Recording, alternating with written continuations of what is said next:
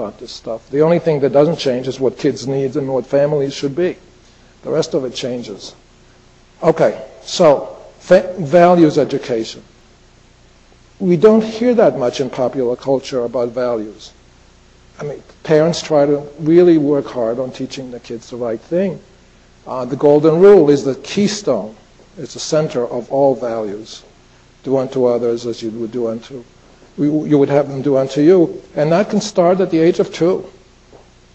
And its various permutations and elaborations and continue through life. And social activism is part of what teenagers can do. There are sites that talk about how you can get involved with various socially active causes and join online communities that do those things. So values education is very important, and that's also part of your religious beliefs. If you have those and you have sites that you can visit that promote that, that's what you do as a parent. Socialization.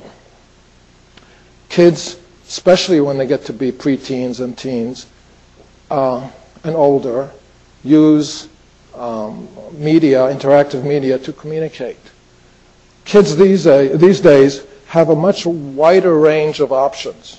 When I was growing up, I could either see a friend face to face, talk on the phone, or write a letter. I rarely wrote letters, so I was seeing the kid face to face, or talk on the phone.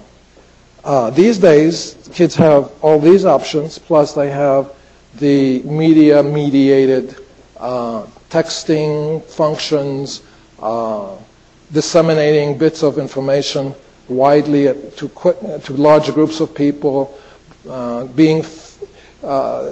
using a whole. In my practice, for instance, I asked a kid, what makes you want to text somebody more than, say, to talk to them on the phone? And he says, well, you know, when I text somebody, it's more comfortable because there are no awkward pauses. And I can put on a face. Sometimes I'm not in such a good mood. And I can be more I don't have to show that. So he has that option.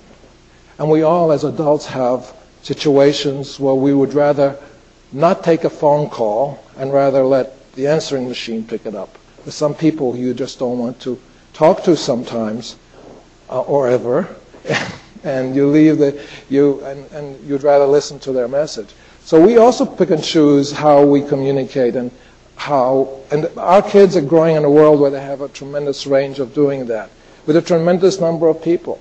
Socialization also includes consumer education, how to be good media consumers from very early, because kids are using, industry has a cradle-to-grave approach to marketing, starting with very young children and the little images that appear on their cribs and on their blankies and on their sheets, and to the images as they appear on various products, and actually plan and execute marketing plans for products that start with infants. And that's pretty powerful. We could do the same thing, but our marketing plan is for interactive experiences with parents, feeling loved, being stimulated by parents, physically, auditorily, visually, in a healthy way. So we have family relationships, value education, socialization, and then there is education enrichment, which is to supplement what goes on in school. Different kids have different talents, different interests. They can explore different parts of the world. It's a wonderful window to the world. And that is part of what we can be involved with them in. And then lastly, there's entertainment. And there, kids don't have any problem finding entertainment. As a matter of fact, kids these days spend 8 hours a day on media. 8 hours. That includes not only the digital world, but also movies, radio, music, etc. But 8 hours during which they're getting stuff from the outside world. And who is their gatekeeper? We have to be. And so we have to keep that whole framework in mind. Garbage in, garbage out. And I'm very positive that we can do it as parents, but we have to make this part of our parenting life just as much as we make preparing meals part of what we do. I guess that's a message. And I'll take any questions if you have any. We have this website that is more organic than just a handout. And it's, again, mydigitalfamily.org.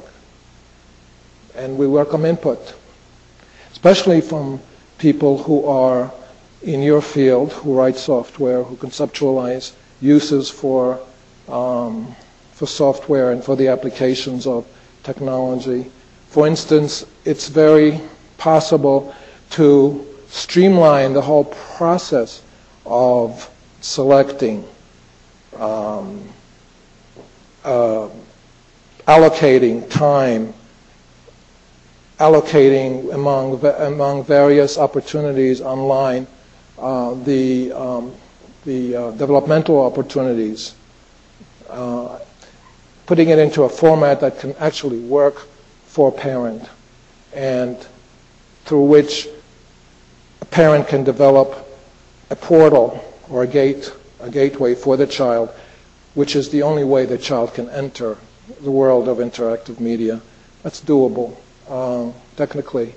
And it would make this approach much more powerful to make it easier to automate it.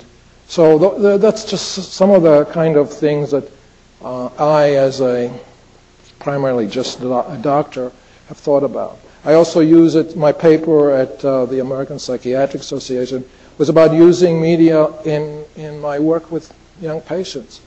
I have the same kind of arrangement, another keyboard with a radio link through the USB port, and my own little